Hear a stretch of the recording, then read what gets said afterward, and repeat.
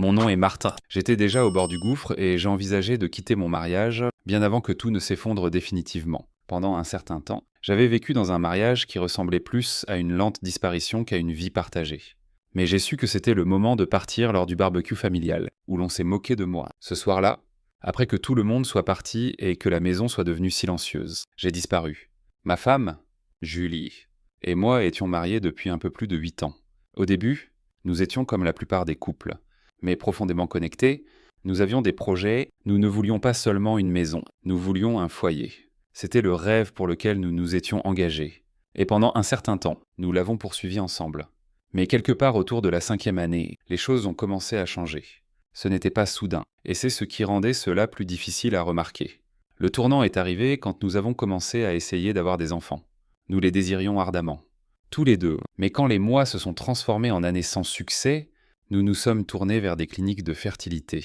Rendez-vous, injections, tests et emploi du temps. Nous avons essayé tout ce qu'ils nous ont dit d'essayer. Chaque mois était un nouvel espoir. Et chaque mois se terminait par une déception silencieuse qui remplissait la pièce comme de la fumée. J'ai vu ce que cela faisait à Julie. Elle est devenue plus silencieuse et renfermée. Au début, je pensais que c'était juste du stress. Nous souffrions tous les deux, mais quelque part en chemin, elle a complètement arrêté d'essayer. Pas seulement avec les traitements, mais avec moi. Elle a abandonné le rêve. Je pense que quand cela est devenu trop douloureux à supporter, elle l'a simplement laissé partir complètement, et avec cela. J'ai eu l'impression qu'elle avait aussi laissé partir notre mariage. L'affection qui venait autrefois si facilement s'est estompée. Et à sa place, il y avait cette distance froide et polie. Nous vivions toujours dans la même maison, dormions dans le même lit, mangeons à la même table. Mais j'avais l'impression de vivre avec une étrangère. Et le silence entre nous devenait plus lourd chaque jour. Ce qui me blessait le plus, c'est qu'elle ne semblait pas le remarquer ou s'en soucier, elle s'était fermée émotionnellement. Je me disais que l'amour signifiait s'accrocher, même quand l'autre personne lâchait prise. Donc, environ 1 an et quelques mois avant que tout ne s'effondre définitivement entre moi et Julie, sa sœur est apparue à notre porte. Elle venait de traverser une séparation violente avec son mari. Je parle de disputes hurlantes, d'accusations d'infidélité, et même de la police appelée chez eux plusieurs fois. C'était un désastre et, compréhensiblement, elle avait besoin d'une pause. Julie est venue me voir, en me demandant si sa sœur pouvait rester chez nous quelques jours, juste le temps qu'elle s'organise. Bien sûr. J'ai dit oui. C'était la chose décente à faire. Elle avait 2 petits-enfants qui n'avaient rien demandé de tout cela. Donc, elles sont arrivées avec quelques sacs et ce qui ressemblait à un plan pour une nuit. Mais quelques jours ont rapidement commencé à s'étirer. J'ai pensé qu'elle avait peut-être besoin de quelques jours supplémentaires pour organiser sa prochaine étape. Mais ensuite, ces jours sont devenus quelques semaines. Elle ne parlait pas de trouver un emploi, d'obtenir son propre logement, ou même de retourner dans la ville qu'elle avait quittée. Ses affaires ont commencé à envahir notre chambre d'amis. Les jouets des enfants étaient partout, dans le salon, la cuisine, même dans notre chambre à coucher par moments. Leurs vêtements se mélangeaient à notre lessive, pourtant je restais silencieux. Mais ensuite, quelques semaines sont devenues 1 mois, puis 2, puis... Avant que je ne m'en rende compte, nous étions bien avancés dans le 3e mois, et elle était toujours dans la maison. J'avais une autre famille entière vivant sous mon toit, et personne ne semblait penser que c'était un problème. Sauf moi. La sœur de ma femme était bruyante et sarcastique. Elle avait toujours quelque chose de malin à dire, et les enfants étaient un chaos total. Il n'y avait pas de discipline, pas de respect pour l'espace, pas de sens du contrôle. C'était comme vivre dans une garderie dirigée par un clown de cirque ivre. Chaque jour était rempli de tensions. Je rentrais du travail épuisé, espérant juste un peu de paix, pour être accueilli par un nouveau désordre. Les disputes sont devenues la norme. Il n'y avait plus de conversation, juste des conflits. Et ce qui me blessait le plus, Julie prenait toujours le parti de sa sœur. Toujours. Peu importe à quel point sa sœur se comportait mal.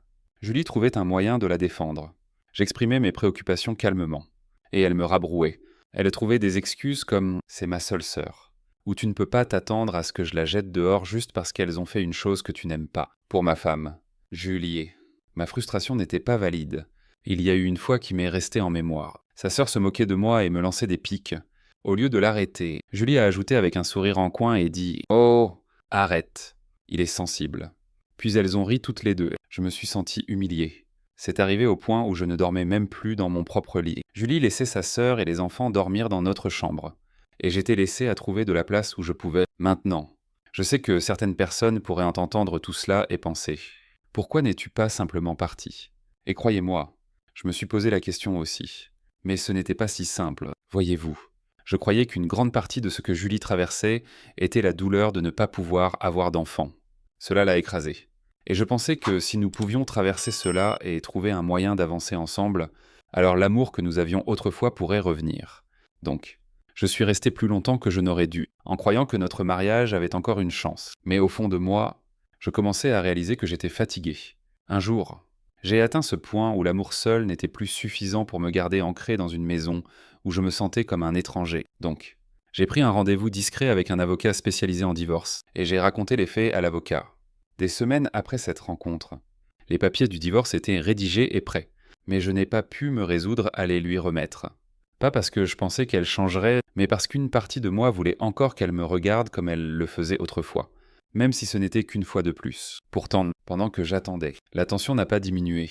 J'ai fait une liste mentale de choses à faire et j'ai commencé à les cocher une par une. La première chose que j'ai faite a été de paquer discrètement quelques-unes de mes affaires essentielles, des vêtements, des documents, des objets sentimentaux, et de les ranger dans de vieilles boîtes de déménagement. Je les ai étiquetées vaguement, au cas où quelqu'un les trouverait. Après cela, j'ai loué une petite unité de stockage en dehors de la ville, payée en espèces. C'était le genre d'endroit où personne ne penserait jamais à regarder.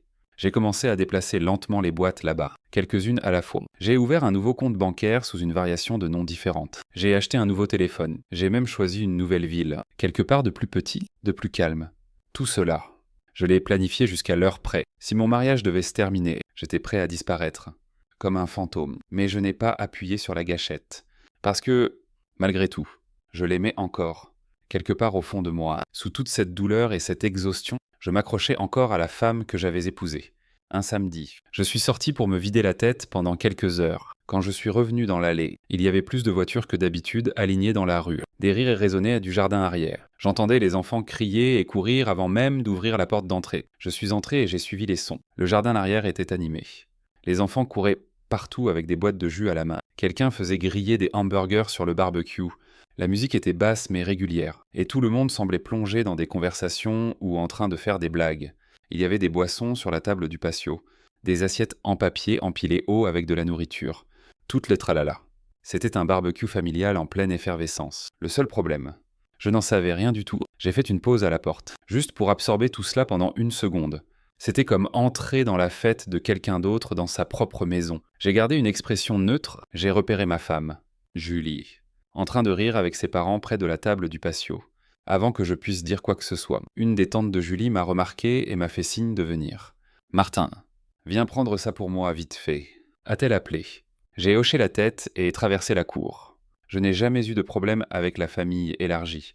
Honnêtement, je m'entendais mieux avec certains d'entre eux qu'avec Julie elle-même ces derniers temps.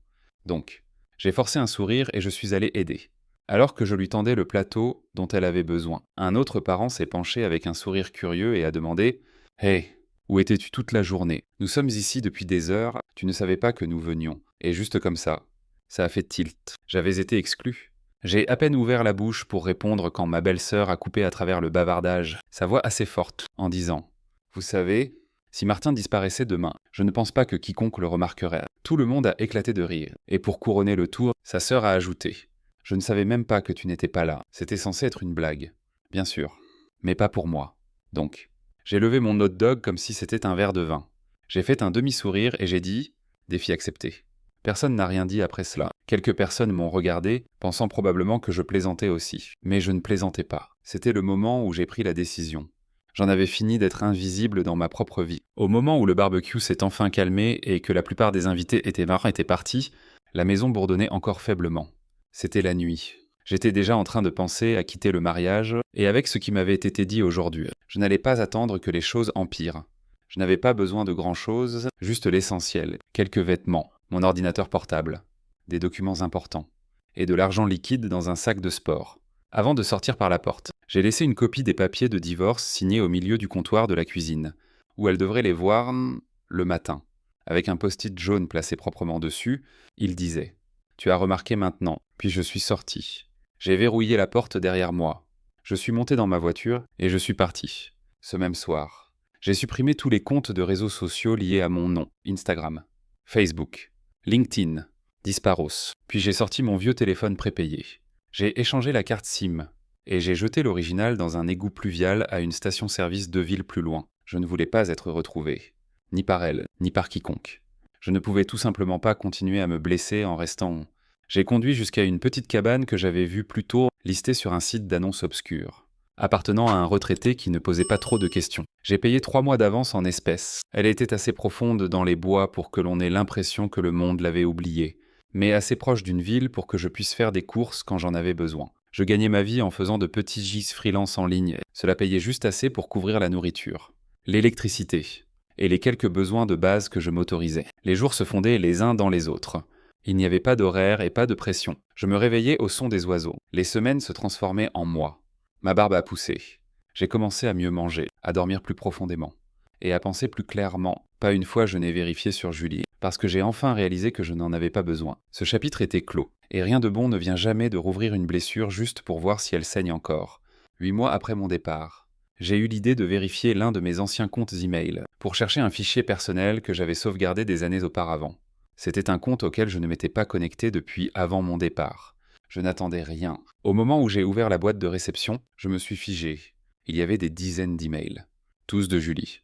Au début, je ne savais pas quoi penser. Une partie de moi ne voulait pas les lire. J'ai survolé le bouton de suppression plus d'une fois, mais finalement, j'ai cliqué. Les premiers étaient furieux, elle exigeait de savoir où j'étais parti.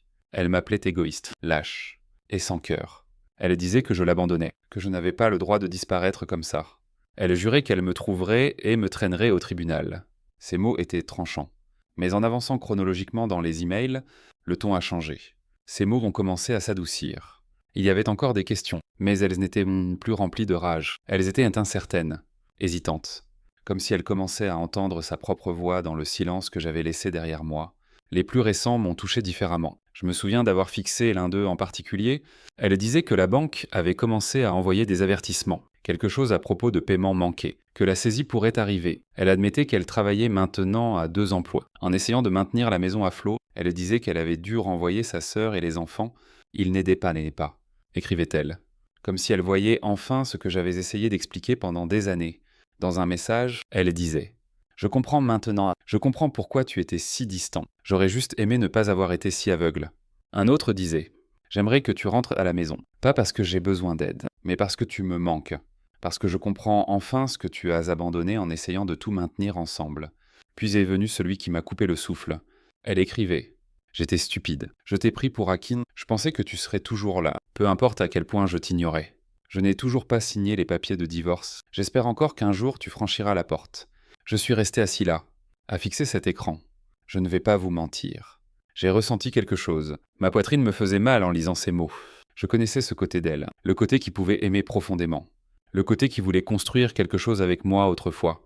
Et peut-être que c'était cette version d'elle qui perçait enfin à travers le bruit. Mais les sentiments ne suffisent pas parfois.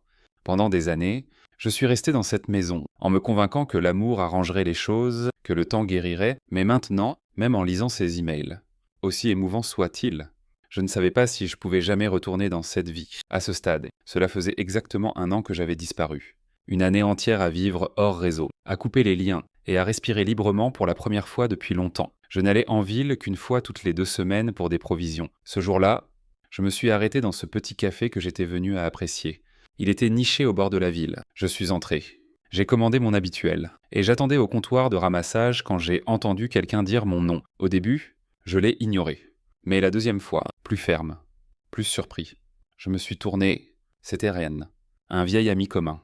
Ses yeux se sont écarquillés comme s'il venait de voir un fantôme. Ce qui, d'une certaine manière, était le cas. Nous avons échangé une petite conversation maladroite. Je l'ai gardée brève, sans en dire beaucoup. Moins d'1 semaine plus tard, il y a eu un coup à la porte de ma cabane. Je n'attendais personne. Donc j'ai jeté un œil à travers le rideau. Et elle était là, Julie. Pendant un moment, je n'ai pas bougé.